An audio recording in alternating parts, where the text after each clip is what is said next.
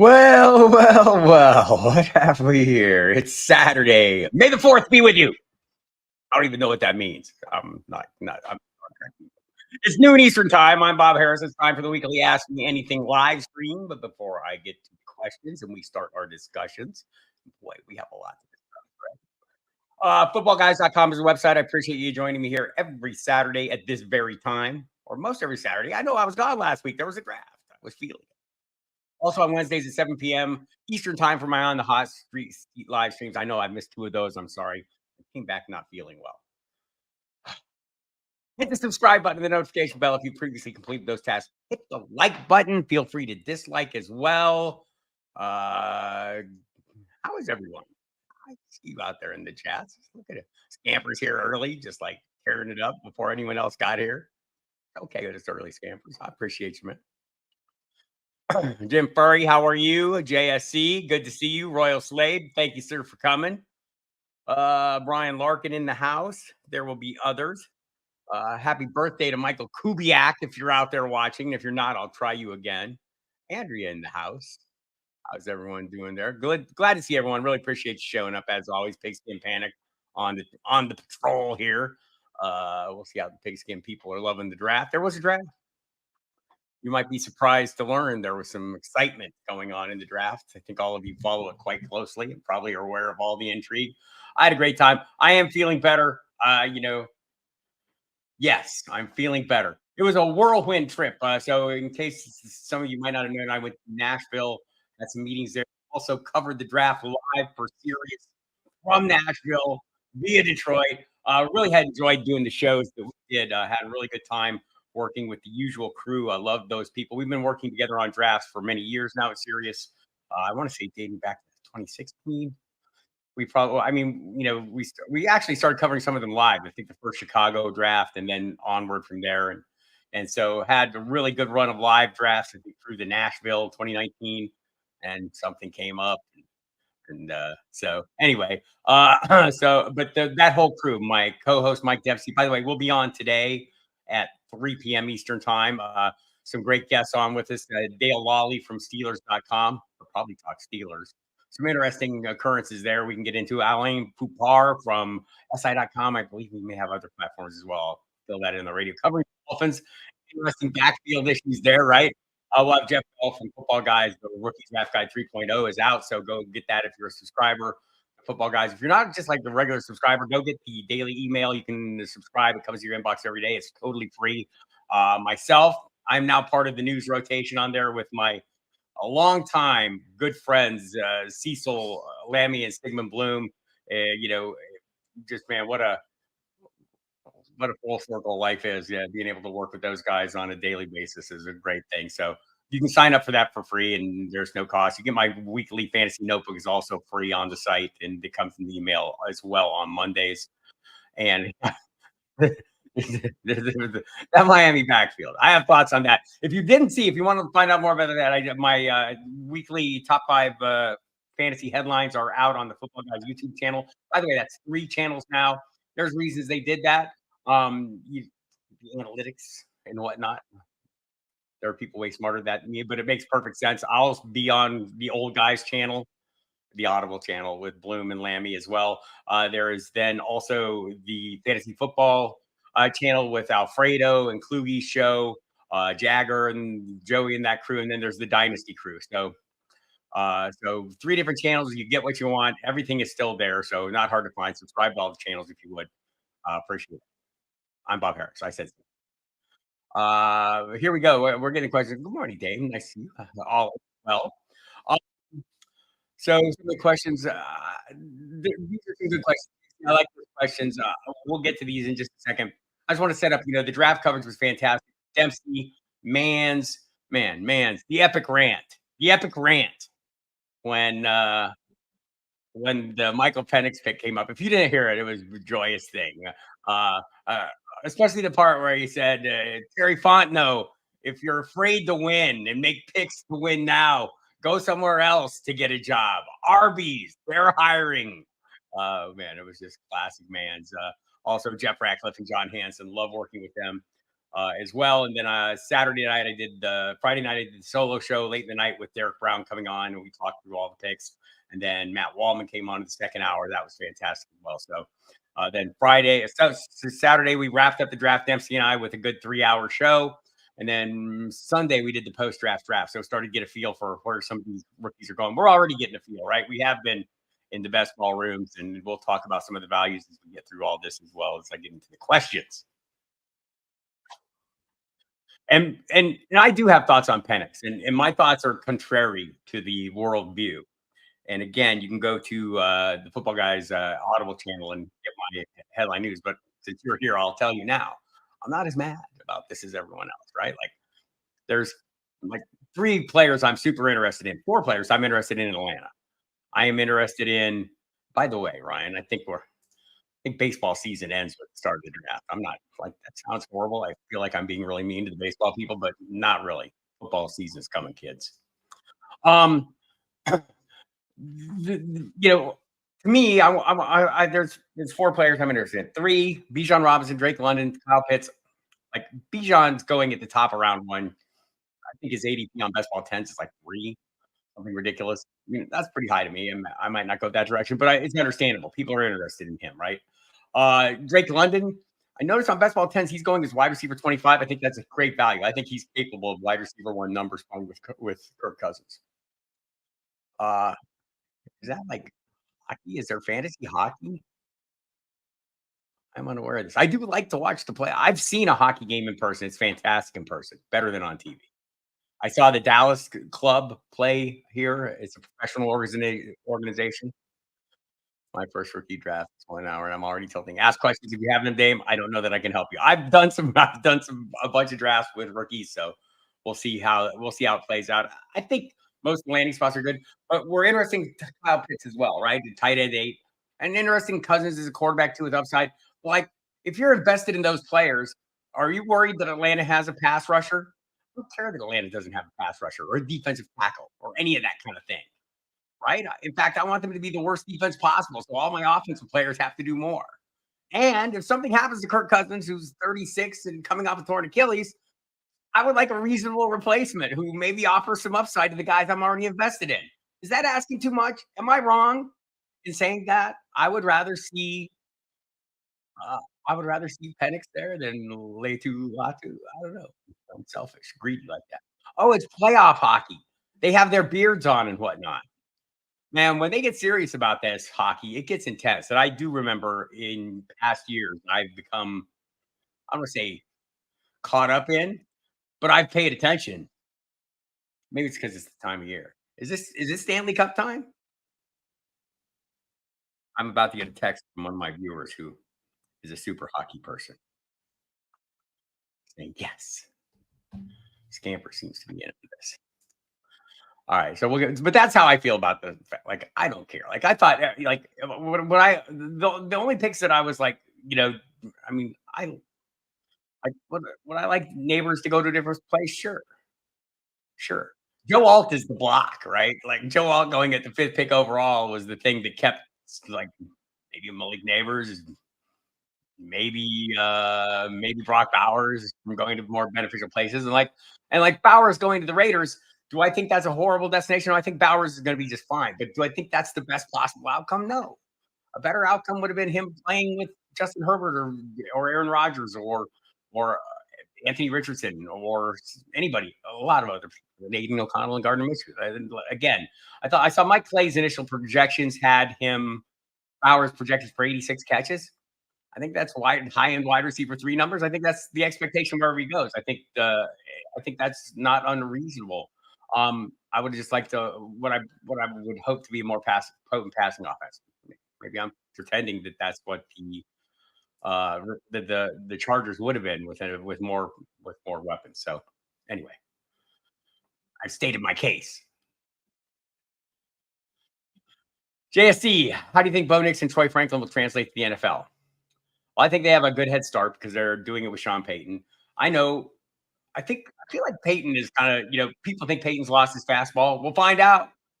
Sean Payton's never drafted a quarterback in round 1 of a draft in his entire life, right? So now he has one, and that may have been forced, right? Like, hey, all the quarterbacks are gone. Like Bo Nix, if nothing else, has a ton of experience, right? I mean, he's been under fire. He's got do I want to say 70 starts? Some ridiculous number of starts. I should check that. That sounds like a lot. Why is that stuck in my head? But throwing a lot of passes. Uh, let's see. Uh, he has a lot of experience starting games. I don't have the starts in front of me, and I can't bring them up easy. 61 starts. There we go. It's almost 70. Um, but man, he's been productive. He's been in pass heavy offenses, especially in Oregon with Troy Franklin. I think that works in Franklin's favor. I think playing for Sean Payton works in Bo Nix's favor. I don't think we'll see a sideline meltdown of epic proportions like Russell Wilson got a lashing of a lifetime. One of the strangest things I've ever seen. And it shades how I feel about Sean Payton. I felt like that was a totally performative thing. If you think back, if you missed it, it was last year. I've talked about it before. I feel like it was like a really it was a defining moment. Certainly, we knew at that point that Russell Wilson's days as a Bronco were over. Sean Payton be rating him on the sidelines, knowing that primetime cameras were catching every inch of it, right? And Russell Wilson just standing there taking it. When really it wasn't. I mean, I'm sure Russell Wilson had made some mistakes in there, but I don't think all of the issues of that game were on Russell Wilson's shoulders. Anyway, and so this was clearly a Sean Payton pick because George Payton he doesn't get to make these picks anymore. He's he's run out of band. He's doing what Sean Payton is doing, at least in terms of personality right now. So we're covering a little bit. So that yeah, I think like am I out there, actively pursuing him in anything? No. If I'm in a two quarterback league and I miss out on my tripwire quarterback three, who's Bryce Young, who's like usually the last starter available, like Bryce Young is going to be better this year, people. I don't, because for the obvious reason, it can't be worse. Um, So I'm hoping that Bo Nix, with good coaching and a decent offense, can be a serviceable, become a quarterback three, and I believe he'll be the starter. So I'm okay. Like I think JJ McCarthy will be a starter. I have some shares of him as like quarterback four. I thought he had the best landing spot. But that aside, I think the Knicks landing spot is as good as he was going to get. And I don't know that their level of success they had at Oregon will translate immediately to the NFL. That's not my expectation, but over time it will translate. Rumors have had the Steelers taking every free agent since Deontay Johnson was taken last. Is DK Metcalf? Will they obtain another wide receiver or stick with the ones they have now? I don't know if anyone's going to be available. I feel like the ship has sailed on the trades. It's possible. Like I don't think Cincinnati's trading E. Higgins in the division. They're trading at all. Right? So that's not you see an Ayuk, Debo Samuel. Sounds like those efforts or at least the contacts were made. I'll talk to Dale Lawley today. By the way, Jim, if you listen to the Sirius XM show, Dale Lawley is one of my favorite beat writers out there. He's worked for years, also written for 4for4.com, so he knows the fantasy angles we're after. Steelers have a bunch of good beat writers, man, bunch of good ones. Will Graves is like the best associate. What am I? Not the best. One of my favorite, though, is, Associated Press for reporters, right? I mean, they tend to be really straight reporters. Will Graves is fantastic. He will give you some background and insight that is super helpful. Tim Booth, who covers the Seahawks, will do the same. There's a handful of them, right? Every team has one. Dave Scretta with Kansas City. Skylar Dixon does Dallas. There's a bunch of them that are, but some of them are love and so, but we'll have Dale Lawley on today. And if you're looking for local, for a guy who report writes for the team, and like Dale hasn't always done that, that's like the last couple of years. He's still pretty open. Some of the team reporters are pretty much team players. Love Jeff Hobson, but you're not going to get anything extra. You're going to get the information, but not anything extra. And I think some of the team people who write for the team websites get that. Dale is not that. Is there a chance Xavier Legette is Panthers wide receiver one? Not with Deontay Johnson on board. Not right away. They do seem to like him an awful lot. I like him an awful lot. You guys know why? You guys know why? Because the number after the 4 is a 3 and 40. That's what it takes. I'm like, oh, so I'll have some of that, please. And not just the speed though, the size. He's 220 pounds. He's an interesting piece. I'm interested to see. Of course, I liked him last year when his name was Jonathan Mingo, right? So hopefully, I do think the coaching staff now in Carolina are making the right moves, bringing in Jonathan Brooks at whatever point he's ready to go. I don't think they have any kind of investment or ties to the incumbent Chuba Hubbard or even Miles Sanders beyond being able to use them until they can. And in such time Jonathan Brooks ACL allows him to be full speed, I think he will be the guy. No reason to believe he won't. Just we won't know when that is. Um, but also Jatavian Sanders getting a tight end. Well, it's been a while. It's been a while. Wesley Walls, the last good Panthers tight end. Oh yeah, Greg Olson was pretty. Um, we'll see. So yeah, I don't think he's wide receiver one this year. I don't think he's and like I'm not pushing him in drafts. Let's see what his current ADP is. I should probably look and see if I'm on the clock too. Don't you hate that? Like when you have a bunch of best balls going, you go, let's see if I'm on the clock in the last 8 hours. I'm not. I am on the clock. Let's see what I got going here, kids. It's round 13.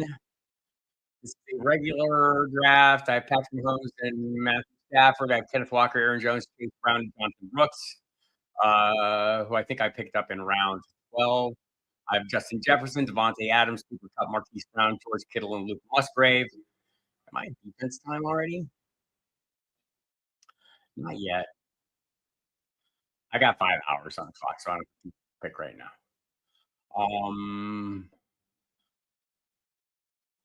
Let's check the ADP here. We're going to. Don't let me forget to make this pick though. It's like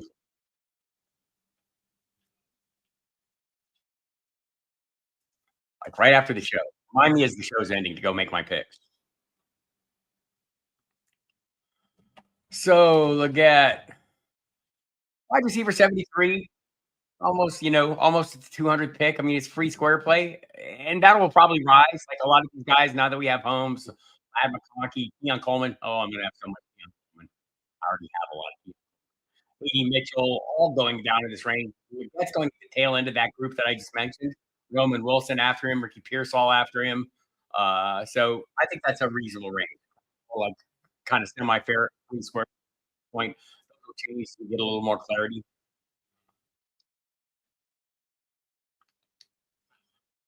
Oh, what else we got here?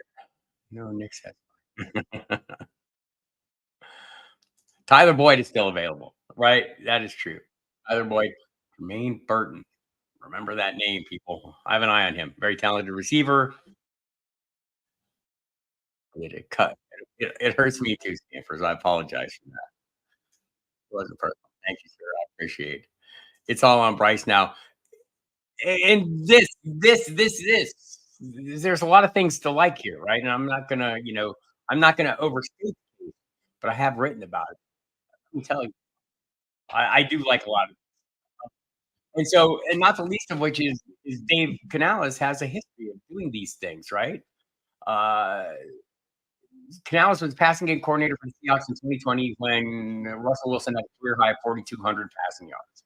He had 40 touchdowns, 68% completion percent. Canales was quarterbacks coach for Seattle in 2022, and Geno Smith passed for a career high 4,200 yards and 30 touchdowns with a 69.8% completion percentage. Last year, Dave Canales was in Tampa Bay. Baker Mayfield returned to being a productive starter. Career highs, passing yards, 4,044. Touchdowns, 28. Completion percentage, 64.3. This is why Dave Canales is in Carolina to fix Bryce Young. Can he do that? Well, again, it's a very low bar. Bryce Young passed for 11 touchdowns and 10 interceptions. It had a 59% completion percentage. The offensive line was an issue last year. They've already addressed that. They have two new guards who are going to do better jobs.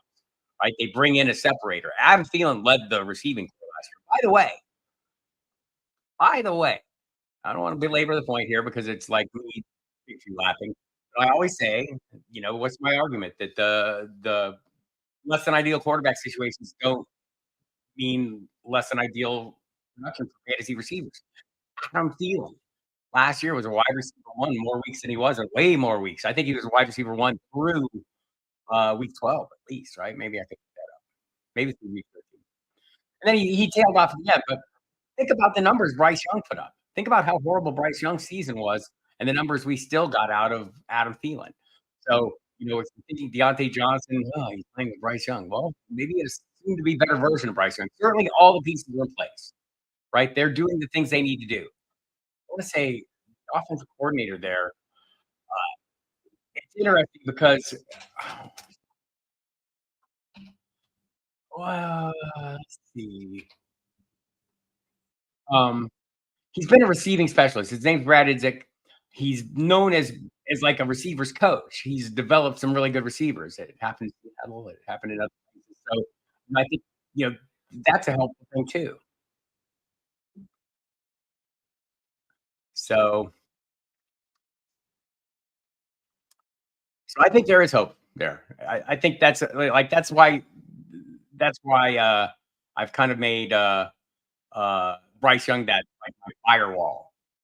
It's happening a lot to me. I think superflex quarterbacks are going way faster in my life, and so I find myself having two and then going, "Oh, what the hell happened?" I'm down to like this horrible group, and like I would rather have Bryce Young than Daniel Jones, who seems like does he have the job security? Like Bryce Young has job security and a chance to improve. That's sometimes as a quarterback three, and if you're getting caught short, it's not ideal. Bryce Young is as ideal as it gets to me in terms of job security. There are other quarterbacks who I don't, am I 100% sold that Geno Smith has the job security I want? 100% sold. I think he does. I think Daniel Jones does too, right? Bryce, like I might go Carr over Bryce, but I'm starting to talk. You can tell. You can tell I put in the legwork on this, campers. I'm starting to talk myself into Bryce Young. I think Carr is serviceable. I do like they bring in Clint Kubiak, a competent offensive mind. He was a passing game coordinator last week. JSC's going Bryce. I think I'm working myself up to that, and I think I've done that. But Carr is another one that I could go with just because of the job security. I think you reach a point where you're outside the realm of guys you have high hopes for. Um, is Daniel Jones potentially a starter? If he's a starter in New York, yeah, like can he like if he scraps his way back into you know if he has another like I don't know if he'll be the same runner now coming off the torn ACL. Like, first of all, he's got to start right, but he has pieces around him now and Malik Neighbors. I don't know if I'm going to get overly enthusiastic. I'm not. Well, no, I do know. Let's say. Let me rephrase that. I'm not going to get overly excited about Theo Johnson, but they brought in a tight end, right? They drafted a tight end. I like the size, 6'6", 260 pounds for Theo Johnson, and so like I think he's better than anyone there. They have other receiving assets that I still think are talented players, but haven't got the job done. Here's the problem for the New York Football Giants from a fantasy perspective: they have averaged barely 200, barely. I want to say 200 yards passing a game in the last 3 years since 2019. 2019, no, since 2020, 2021, 2022, 2023. I think you go back. I think you have to go back to 2019 where you see like over 250. I think it was like 275. Yes, I looked these numbers up. No, I don't have them at my fingertips. But it's not been great. Like in the last 3 years for sure, it's been like 202, 205, like right in that range. It's just it hasn't been a robust passing attack. Part of that's the offensive line. Part of that's been Daniel Jones at times. There's been a lot of issues behind it. So I don't know. I as a previous conductor of the Daniel Jones hype train, I'm out of that business now because it makes me look stupid. So I'm hoping he can regain some ground. But Drew Lock is there if he can. So I don't know. We'll see what happens with Malik Neighbors. And I did. That was one of the best lines of the entire draft weekend. Yes, I've reached out to Daniel Jones. The hell, Malik Neighbors.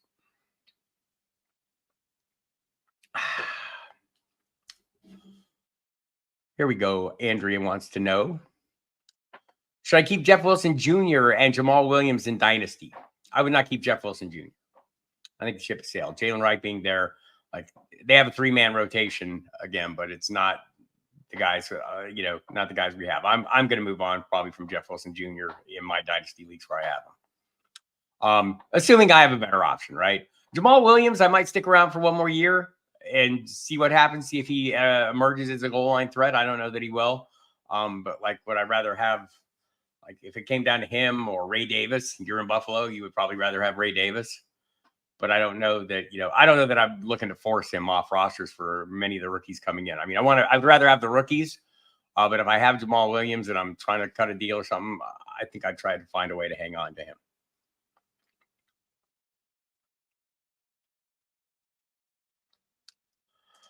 Do I think the talent of Neighbors and the fact that he'll get peppered with targets? Yeah, I think it very well could. Again, I was just talking about a guy named Adam Thielen who played with one of the worst quarterbacks in the league last year, and yet put up quarterback one numbers, fantasy quarterback one, wide receiver one numbers most of the season.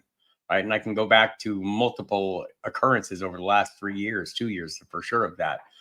2 years ago, Amari Cooper playing with Jacoby Brissett was wide receiver 10.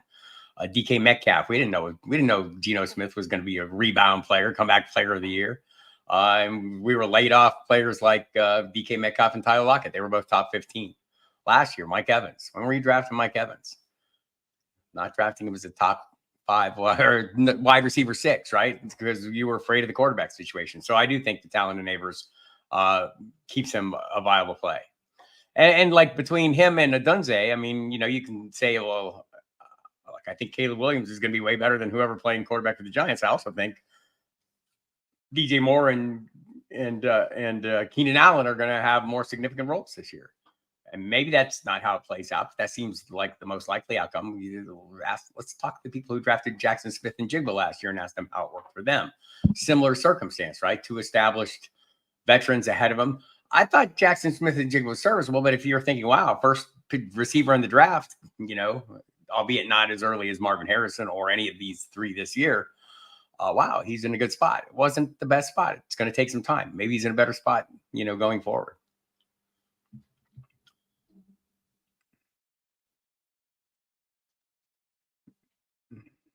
JFC has thoughts. Marv, Neighbors, Odunze in 2024. I think the Keon Coleman slander is going to end here and now. Here and now. I love Keon Coleman way too much. I like the landing spot. You guys know why, because I've been wish casting it for about a month, right? I've been talking about it on the radio, talking about it on the live streams, talking about it wherever I can. I just think, a couple things. I love fast players. I think the 4.61, is obviously not, you would have liked to see something in the 4.4s for him, but the other drills were fantastic, right? I think his 10-yard shuttle stuff, the gauntlet drill, he was as fast as Puka Nacua, or faster than. So there's a lot to like, but also just the physical ability, right? So here's an interesting question from JSC. Always has interesting questions. By the way, if you're just tuning in, hi, I'm Bob Harris. How are you? Damn glad to meet you. You can catch me at FootballGuys.com. It's a website where I apply my trade. You'll find my fantasy notebook available to you every Monday. It's totally free. The site is a site. We have a couple free components. One of them is my weekly notebook every Monday comes out, and I'm working on that right now. And the daily email. Sign up for that. Just go to the website, sign up for free daily email. It comes in your inbox every single day. Me, Cecil Lammy, Sigmund Bloom, 2 of my idols, two great industry mainstays. We do the news every single day and offer you up, and comes in the email. It's free. You can unsubscribe anytime you want if you don't like it. So check that out. If you like the site, great staff, great crew of people, including my friend Matt Waldman from the Rookie Scouting Portfolio. Also Jeff Bell, who will be on the radio with me today. They just did the Draft Guide 3.0, the post-draft edition. Lots of new information in there. If you've checked that out, they do a really good job with that as well. So, and also, if you haven't ordered Matt Waldman's Rookie Scouting Portfolio, the post-draft edition, I just had the privilege of testing the first download, and it worked delightfully. Can't wait to tear into that. So Matt does a great job with that.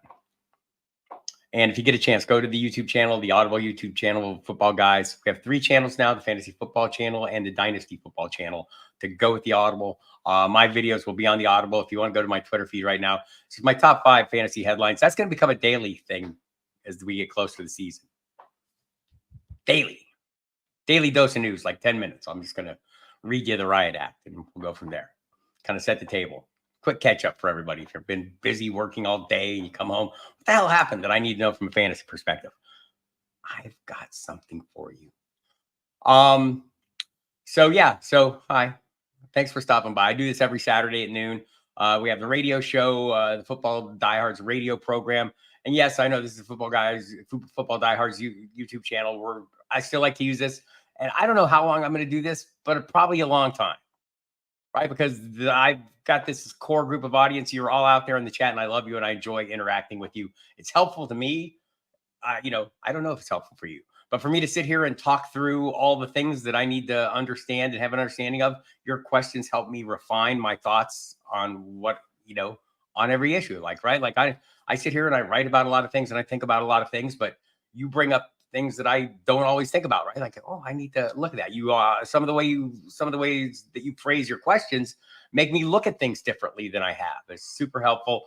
And so I feel like I owe you people. And because you pay me back, right? Like I get something out of this, and so I'm going to keep doing this. Same with on the hot seat.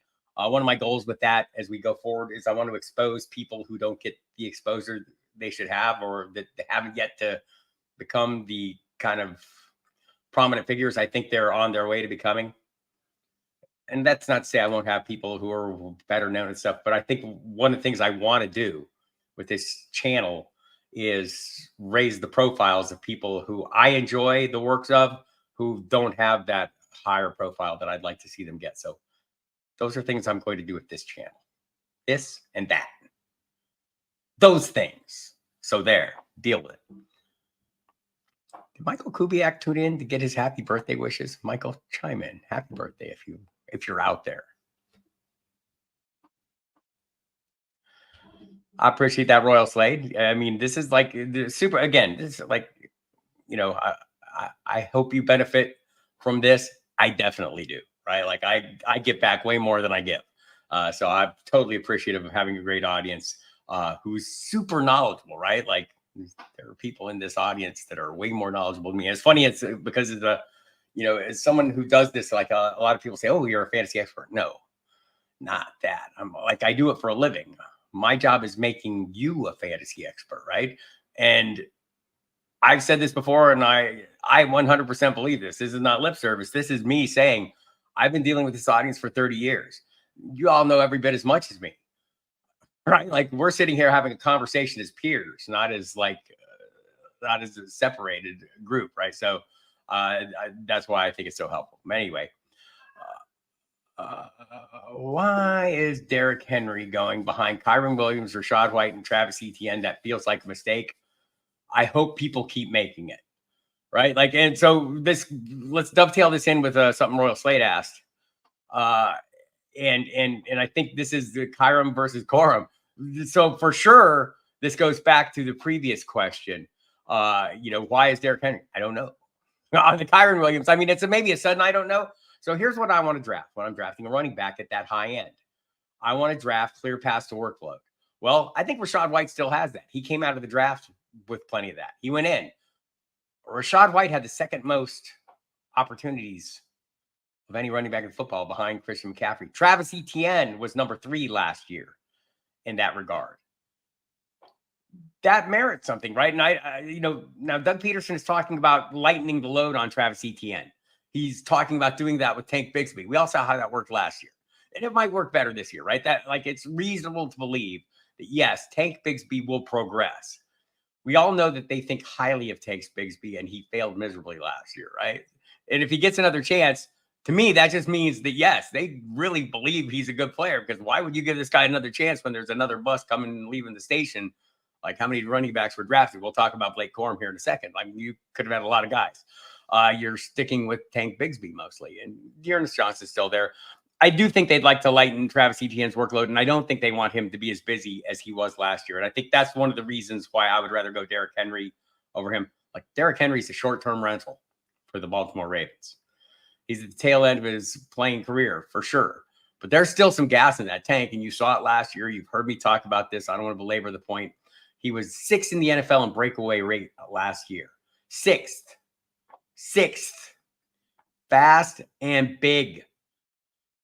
Playing behind a better offensive line, like orders of magnitude better offensive line than he played behind in Tennessee last year.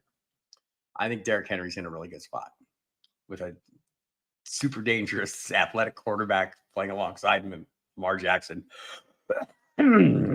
So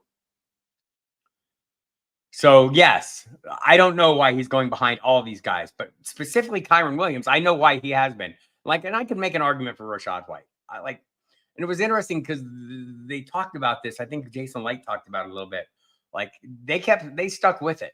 They stuck with Rashad White, the volume, even when they weren't getting good returns on it because they liked the way he was working and he just kept grinding and all this and all that. Okay, that's fantastic. That's to me is an indication that they're comfortable with what they were getting. Remember when he was averaging like 3.1 or 3.3 yards a carry? They were still running the hell out of him. They didn't care, right? He was accomplishing what they needed to accomplish. And I think that's going to continue. I think Travis Etienne, if they lighten his load a little bit, he'll still be very good, but I don't expect him to get that same volume. Kyron Williams now playing with Blake Corum. I think the plan A is Kyron Williams, averaged 21.6, I think, opportunities a game. Let me bring up the number so I don't lie to you. Because I was writing about this. Because just this reason, like, I don't want to say that he's a loser in this draft, but he's not a winner, right? I mean, Blake Corum showing up is not a great thing. And any more than Trey Benson showing up in Arizona is great news for my guy, James Conner. Let me see what I have here. I have numbers. Williams averaged 21.6 touches per game, finished third in rushing, missed 5 games due to injury. Down the stretch, though, the opportunities, that 21.6 average person was on the season. That last month of the season, when he came back from injury, he was up at like 25 opportunities a game, between targets and carries. The thing is, Blake Corum has started every game he's played over the last 2 seasons in Michigan. He scored 27 rushing touchdowns last year, 28 total touchdowns, 27 rushing touchdowns. That's Michigan single season records. I think this is a little bit of a concern for me if I've been investing in Williams. Like right now, his ADP is running back is 5 overall, 5.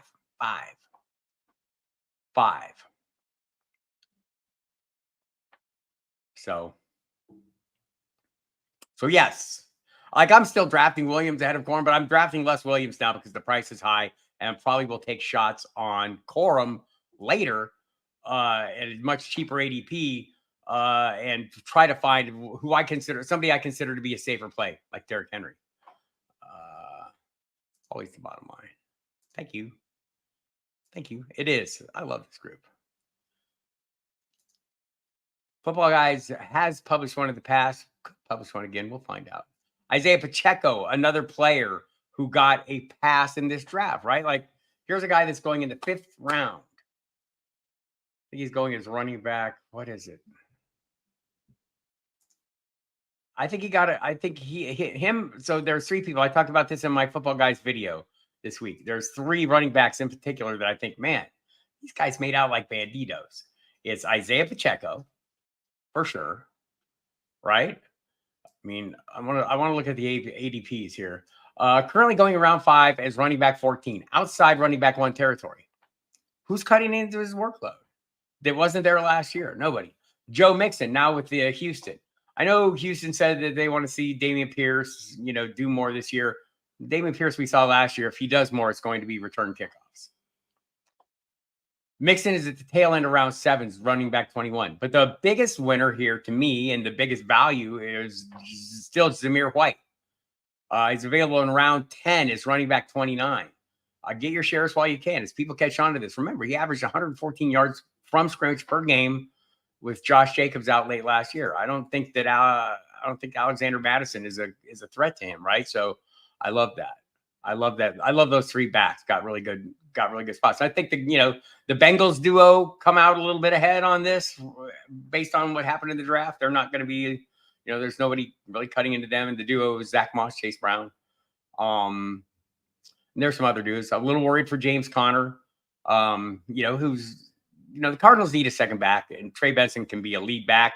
Maybe he's not a lead back for a year. So thoughts on I think Brooks is going to be great. It's just a question of when he's ready to go. Every player is different in their recovery from ACLs. So I'm going to sit here and say he can't be ready come roaring out of the gates week 1. History does not suggest that will be the case. He'll need some time to ramp up.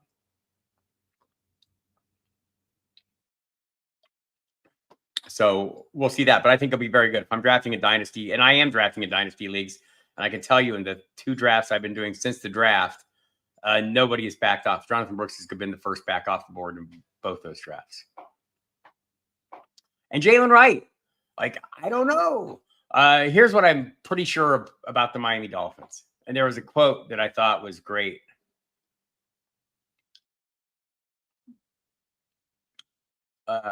There was a quote from Mike McDaniels I thought was great. And he's talking about the injecting additional talent. He said, there's supreme urgency to do it right with the ball if you deserve to have it. Meaning, why do you keep adding all these pieces? Odell Beckham Jr. now there as well. And that's why he wants to be able to make plays regardless. He wants to have every opportunity to make plays. I love that. But I would like to know who is going to be making the plays. And I think once when you muddle the outcomes, it makes it difficult. I think right now you're looking at a circumstance where we're drafting Devon Achane as a running back 1. Well, somebody is, not me. Because I don't know that drafting him as a running back 1 inside the top 10 running backs, right, is when I can get Raheem Mostert in the 9th round. I'm going to have more Raheem Mostert. And maybe it doesn't play out that way. But I also think that believing just for no reason other than it's his 2nd year, that Devon Achane is going to have a more robust role than Raheem Mostert seems to be a stretch, right? It could happen, but is that really the expected outcome? I don't think it is. They just extended Raheem Mostert. Now they add Jalen Wright, another sub 4.3 guy. So that scrambles the whole thing. So we're back to last year's situation where whoever's cheapest, I'm going to have the most shares of. There's some chatter here. Corum is good too. Corum is good. Scamper's based there in the hometown of the Rams of Los Angeles.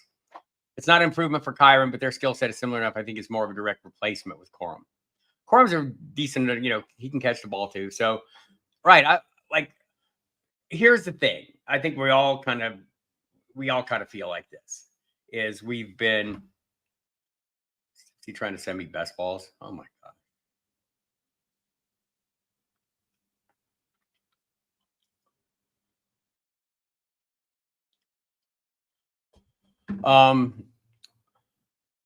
I think, we're all sitting here, looking for reasons to not believe in Kyron Williams.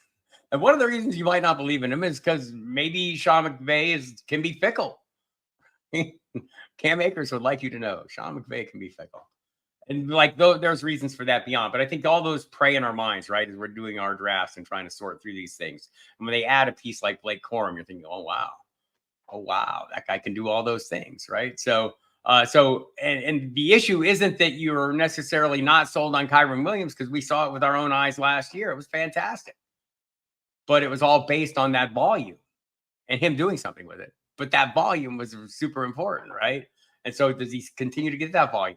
My gut reaction is yes, but is it as certain? No, it's probably not as certain as I felt it was before they drafted Corum. I'll go with that. And I'm not trying to dissuade anyone from going with Kyron Williams. Like I said, I've been drafting him like crazy. If he's going, he's been going a little higher than I like. I think that fifth spot overall is a little higher. Once I miss out on my top 2 backs, Christian McCaffrey and Breece Hall, I'm probably looking at more receivers at that point. And there's some great value. Like Justin Jefferson's usually still there when I'm drafting, 5th or even 6th in drafts. And I'm getting a lot of that. Because remember what I said, that whole thing about less than ideal quarterback situations not being horribly limiting for wide receivers. Well, guess who else is an example of that? Justin Jefferson last year was number 3 in fantasy points per game on a weekly basis, playing with Josh Dobbs, Jalen, who is it? Jaron Hall, and Nick Mullins. Guys so great that I have to struggle to remember the names. I don't know. Is J.J. McCarthy going to be better than them? Could Sam Darnold be better than them? Probably be as good as them. Right? Like, and Justin Jefferson's still amazing. Right. I think, I think Jalen Wright to me seems like he's more capable of a lead role than maybe Achane is. At least physically built for it. I think you're missing the boat on Mostert though. Why do you see a downgrade with age? Maybe last year he ran 21.68 miles per hour within a half mile an hour of Tyreek Hill. You think he's slowing down? He would like to argue otherwise. The next gen stats would say that's not what's happening. And so the age is an issue. He's 32, but also of all the backs who entered the league at the same time he did, all of them still playing have over 1,000 carries each. He has 600. He played special teams most of the early part of his career. He's an ideal fit for the offense. I wouldn't be that dismissive of him.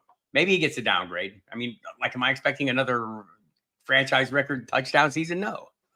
But I just think, I don't know that he evaporates, and look, we saw Jeff Wilson Jr. evaporate. So I suppose it's possible. It's just not my expectation. But I do believe Jalen Wright's a little better built for this. Mary Draftness. Quarterback needy team like Caleb Williams go by 105. No amount of coffee will help me understand that. That is difficult to understand. That is very difficult to understand. They're both quick, decisive, and rushing. We were talking about Blake Corum and Kyron Williams here, and Scampers is giving us the local 411 here. I think you can get value on Kyron. Don't be afraid. That's the thing. If people start fearing Kyron because Corum's there, I'm going to leverage that, right? It hasn't happened yet. Let's see if it's starting to happen. Maybe that's the answer here. Mr. Smart Guy Fantasy Analyst. Go see what's happening. Kyron Williams, still. The ADP is falling, though. He's running back 5 now. His ADP is pick 14-ish, 15-ish. That's getting a little more appealing than 5th overall. Bijan's moved ahead of him. Jonathan Taylor's moved ahead of him. If that continues and he falls, it's getting to the point where I'm more comfortable. My discomfort with it was him going in the middle of the first round. Early second round, more comfortable. Because later in second round, I will become increasingly comfortable. Third round, I will have so much of that. So much. Jahmyr Gibbs, 19th overall. Saquon Barkley, 18th overall. I could see Williams falling below both of them. ETN going 22nd overall. Achane, running back 9, going 24th overall. Too rich for my blood. Rashad White going 33rd overall. Josh Jacobs, hello value, 38th overall. It's running back 11. Derrick Henry, my heartbeat still. 43rd pick overall. Love that. Najee Harris did not get his option picked up. There's a reason for that, people. It's not because they think he sucks. It's because they don't want to have to pay him $14 million guaranteed. That's more than the franchise tag. Isaiah Pacheco, 51st now overall. It's running back 14. I talked about that a moment before. Kenneth Walker. Austin Eckler, running back 16, 75th pick overall. That seems optimistic to me. Maybe you disagree. What do we think of Austin Eckler? Rebound? Eckler is being drafted as the running back 1. I don't know that he is. Brian Robinson Jr. might be the number 1. Brian Robinson Jr. is going crazy later. Let me see what his actual ADP is, because I noticed this as I was drafting. Running back 31 available in round 10 to 11. I will have a lot more Brian Robinson than Austin Eckler. Lord knows I would love to see Austin Eckler, a great dude, rebound and be fantasy relevant again. But those prices are crazy. I agree with this, JSC. I do not know. And I saw someone talking about this, and I thought, well, that's true. I mean, people do recover from ACLs. And it's possible, but remember, he was hurt early in the year. It was week 2 or something. but he had to have 2 surgeries. The first surgery to repair the MCL, and this is how they like to do these with the multiple ligament injuries. They repair the first injuries first. So then when they repair the ACL, the approach that they like to take is jumping immediately into rehab, right? So they get going.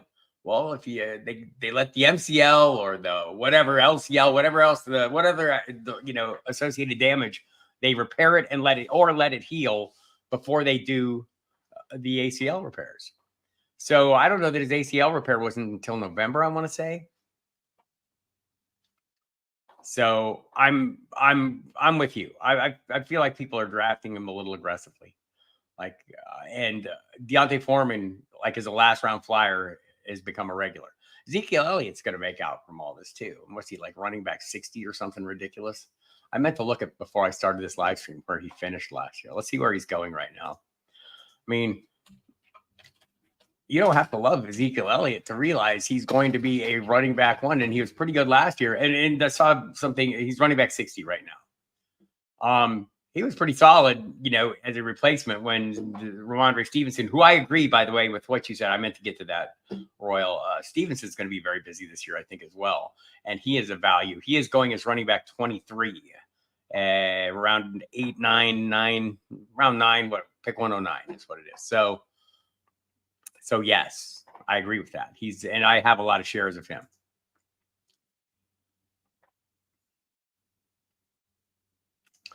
What about Kamara? I think Kamara is an interesting. The change to Clint Kubiak makes him more interesting to me. Running backs usually fare well. It's coming off one of his worst years, right? Like it's thinking total yards from scrimmage, and like it wasn't great. Yards per carry, nothing was great for him last year. They've upgraded the offensive line a little bit. I think this might be a slight uptick here. I think he might be a little bit of a value right now. Maybe we see more Kendre Miller. Maybe we see more Jamal Williams. Like I said earlier, I wouldn't give up on Jamal Williams just yet. But I think I wouldn't give up on Alvin Kamara just yet either. More about play calling on the team this year than his actual injury. Who are we talking about? Oh, Austin Eckler. Are we talking about Eckler here? With Kingsbury? Clarify, please, Pigskin Panic 21. Meanwhile, JSC, thoughts on Rico Dowdle? I do not have a lot of thoughts on Rico Dowdle other than he'll be a nice secondary contributor to Ezekiel Elliott. I wonder if Mike Clay has updated his projections to include Ezekiel Elliott. He hadn't last time I looked. Let me look. Yes, I'm out there looking at people's things just like you are because I love smart people. Mike Clay is smart as they come. He has not worked Elliott into his numbers yet. He had Dowdle as the leading piece with 168 attempts. Deuce Vaughn getting 109. Freeman getting 50. I think Dowdle takes on a much lesser role than that with Ezekiel Elliott on board. I mean, the Cowboys have been talking about it. Like Zeke's running back 1, and we're good with that. And barring some unexpected addition, I think that's not unreasonable.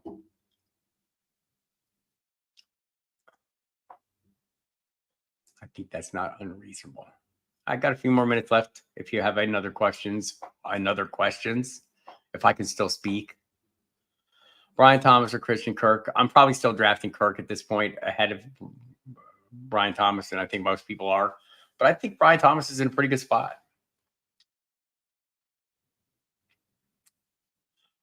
I don't know that. So here I'm getting an answer, a more technical question than I probably am going to answer correctly here. Ask me this next week. I hope your drafts don't get to that point yet. I hope mine do. This is always a struggle for me, and I tend to because I feel like I'm more knowledgeable about the offensive players than I am the defensive players. I will overpay probably for defensive players to land the ones I'm more comfortable with, knowing that I'll be able to find the depth or the quality depth and the offensive skill players later. Does that make sense? Oh, that's good coffee. Let me look at some of my drafts and see if we've gotten to that point yet. In these drafts that I'm doing where this is taking place. See if anyone's offered me a trade before I do that. No trade offers. other than Mike Dempsey. I always get those. Yeah. So we're out, and we're still too early in this draft to get here. Let me see this one though. Might be a little further along. And first linebacker just came off. It looks like in this one. And this is the start 22 Dynasty League, and Peyton Wilson went off as at 311. Let me see if any edges have gone off here. Oh, yeah. Latu went off first. Okay, 302. Latu went off, was the first of those types of players. So there you have it. I was more helpful than I expected. So, and I think that is, that round three seems like a pretty reasonable starting point. And again, that might be a little aggressive, and I'm maybe more comfortable being aggressive like that for the reason I stated. I'm just more comfortable with these skill players later. So there you have it. Hope that was helpful, Brad Gilbert. All right, let me see what questions I missed before we call this one a day. Again, I'm Bob Harris. You can catch me later today, 3 o'clock Eastern time on the SiriusXM Fantasy Sports Radio. I can tell from the DMs that have been pouring in that Mike Dempsey is setting us up to start some best ball leagues. So if you like to do those, watch for the links and the passwords. You can try to guess them if you'd like, and we'll help you out there if we can, give you some hints. So we'll have Dale Lawley from Steelers.com to talk Pittsburgh Steelers. We'll have Alan Pupar from SI.com, I believe is still his affiliation, talk Miami Dolphins. We'll kind of sort out that backfield a little bit and see if we can get a feel for what Odell Beckham might do. Jeff Bell from Football Guys will come on and talk about the Rookie Draft Guide 3.0. By the way, if you have not yet bought your rookie scouting portfolio from Matt Waldman, go do that. The post-draft edition is out today. Fantastic. Good information there. So there you have it. Otherwise, I have the video out on Football Guys, the Audible channel. We have multiple channels now at Football Guys. Go subscribe to all of them with the Alfredo, Kluge, the Fantasy Football Show, Jagger May, Joey Wright, all those guys. The Dynasty channel has its own channel now as well. So go subscribe to those damn channels. And keep coming to this channel, because I'm going to keep coming to this channel, and we'll have a good time having these similar discussions, and you guys can continue schooling me up on the things I need to have a better understanding of. So when I come back next week, I can have real answers to these questions. Yes. Appreciate everyone coming. We'll live long and prosper. Thank you, Brian Larkin. I'm a Trekkie. I'm not I watched some Star Wars stuff last night because I guess it's May the 4th. And so whatever, TBS or whatever is running Star Wars all night. And I watched a little of it, man. I'm totally more Trekkie than Star Trek. Somewhere Michael Fabiano is shaking his fist at me. That's horrible. Suck it, Fabiano. Ha. All right. Thanks, everyone. Appreciate you coming. I'll be back here Wednesday night on the hot seat. Don't know who the guest will be yet, but it'll be somebody exciting to me, at least. And otherwise, I hope to catch you on the radio. Otherwise, catch me at footballguys.com. Go sign up for the free weekly email. Unsubscribe anytime you want. But me, Cecil Lammy, Sigmund Bloom, bringing the news. So happy to be joining that dynamic duo of super professional dudes, along with Joe Bryant and the crew there. Thanks, everybody. We'll see you here next Wednesday and everywhere else until then. Goodbye. Happy birthday, Mike Kubiak, if you're there.